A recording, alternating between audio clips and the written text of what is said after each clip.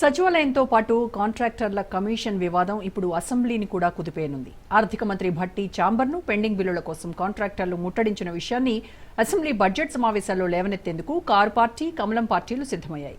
ఒకే దెబ్బకు రెండు పిట్టలన్న చందంగా సీఎం రేవంత్తో పాటు డిప్యూటీ సీఎం భట్టిని కూడా ఈ ఎపిసోడ్తో ఇరికించాలన్నది ప్రతిపక్ష ఎమ్మెల్యేల వ్యూహం. సచివాలయానికి వచ్చిన కాంట్రాక్టర్లకు దొరకకుండా భట్టి తప్పించుకున్నారు. కానీ అసెంబ్లీలో కమిషన్ల బాగోతంపై తాము లేవనెత్తబోయే ప్రశ్నల నుంచి విక్రమార్కుడు తప్పించుకోలేరని అపోజిషన్ ఎమ్మెల్యేలు హెచ్చరిస్తున్నారు. బడ్జెట్పై తాము ఫోకస్ చేయాలనుకున్న ప్రధాన అంశాలను 1000 కోట్ల కమిషన్ ఆరోపణలు డామినేట్ చేస్తాయేమోనని భట్టి ఆందోళన చెందుతున్నారు.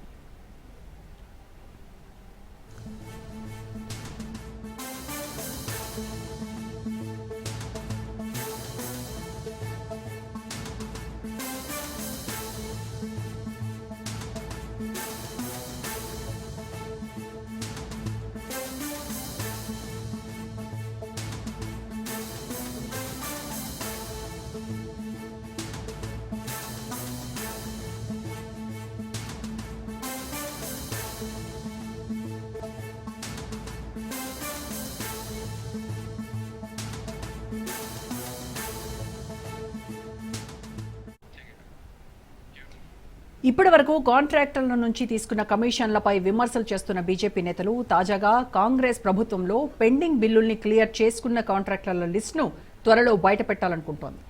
ఈ లిస్టు బయటకు వస్తే ఆర్థిక శాఖలో పెద్ద కుదుపు ఉంటుందనే వాదన ఉంది. ఎవరెవరికి ఏ ప్రాతిపదికపై పెండింగ్ బిల్లుల్ని క్లియర్ చేశారు, వీరిలో బీఆర్ఎస్ పార్టీకి సన్నిహితులు ఎంతమంది ఉన్నారు, కేసీఆర్ టీంతో పైకి వైరంగా నటిస్తూ లోపల ఫిక్సింగ్ చేసుకున్న కాంగ్రెస్ పెద్దల ఉదంతాలన్నీ ఈ పెండింగ్ బిల్లుల క్లియరెన్స్ దందాలో వెలుగు చూస్తుందని కమలనాథులు బాంబు పేలుస్తున్నారు. మూలుగుతున్న నక్క మీద తాటిపండు పడ్డట్టు అన్ని వైపుల నుంచి ఎదురవుతున్న సవాళ్లను తట్టుకోలేక అతలాకుతలమవుతున్న సీఎం రేవంత్ కొత్తగా పుట్టుకొచ్చిన కాంట్రాక్టర్ల పంచాయతీని ఎలా సెటిల్ చేయాలో తెలియక తలపట్టుకున్నారు. కమిషన్లపై ఇంత రచ్చ జరుగుతుంటే సంబంధిత శాఖను నిర్వహిస్తున్న ఆర్థిక మంత్రి భట్టి మాత్రం తనకేమీ పట్టనట్టు కొత్త బడ్జెట్ ప్రవేశపెట్టే పనుల్లో నిమగ్నమైపోయారు. మరి ఈ బడ్జెట్లోనైనా చిన్న కాంట్రాక్టర్ల పెండింగ్ బిల్లులకు మోక్షం కలుగుతుందా అంటే అది $1 మిలియన్ ప్రశ్న. $1 మిలియన్ అంటే అది కమిషన్ అమౌంట్ కాదు, ఇంగ్లీష్లో వాడే నానుడి. చివరకు ఆర్థిక శాఖ అలా